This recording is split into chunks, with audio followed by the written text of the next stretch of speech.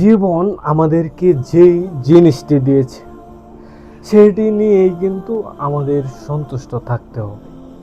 প্রাথমিকভাবে আমরা অনেকে মনে করি ঢাকা বিশ্ববিদ্যালয়, চট্টগ্রাম, বুয়েট, ডুয়েট এগুলোতেই কিন্তু চান্স পাইলেই কিন্তু আমার সফলতা।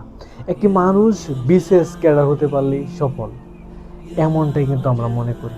সরকারি একটা চাকরি পেলেই সফল। আসলে যাদেরকে আমরা সফল ভাবি, যারা সফল দুনিয়ার দিক থেকে, তারা কতটুকু সফলতা অর্জন করেছে যদি আপনি তাদের সাথে কথা বলেন, তাদের কথা বলার ধরন, তাদের কথা বলার স্ট্রাকচার, মনে হবে বাইরে থেকে এই লোকটি অনেক শান্তিতে আছে। কিন্তু যখন তার সাথে কথা বলা, তার সাথে যখন আপনি চলবেন, উঠা বসা করবেন, তখন কিন্তু আপনি বুঝতে পারবেন যে আসলে মানুষটি কতটুকু শান্তিতে আছে। তাই বড় বড় ডিগ্রি, বড় বড় অর্জন, এইগুলো কিন্তু আপনাকে মোটেও শান্তি দিবে না। আমাদেরকে কিন্তু দুনিয়াতে সফলতার যে বুলি শেখানো হচ্ছে, সেটি কিন্তু আল্লাহ তাআলার ভাষায় এটি কিন্তু সফলতা নয়।